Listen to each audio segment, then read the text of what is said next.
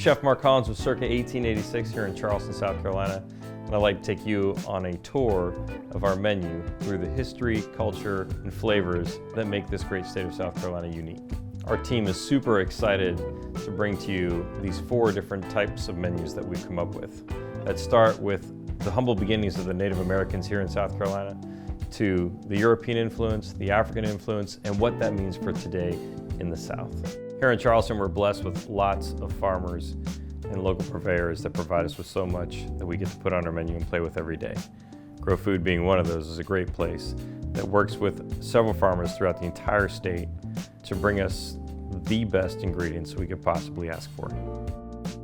Our menu starts off with the Native American impact that was here.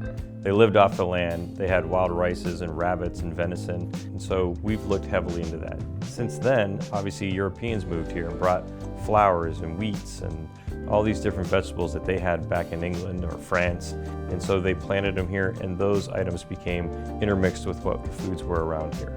It's amazing how long-lasting the African influence has been in Southern food. Things today like gullah geechee or shrimp and grits all came about from the way Africans cooked. You know, we're trying to always look for ways to honor our past because of what they had to sacrifice to get us that. When you think of the South, you think of things like fried chicken or fried green tomatoes, and all those things basically meet up on our last menu. It's our take on what we feel the South is today based off those humble beginnings and where they ended up. As chefs, we're constantly trying to evolve our menus and to look to the past for the future. When you go out to eat, you're always looking for an experience.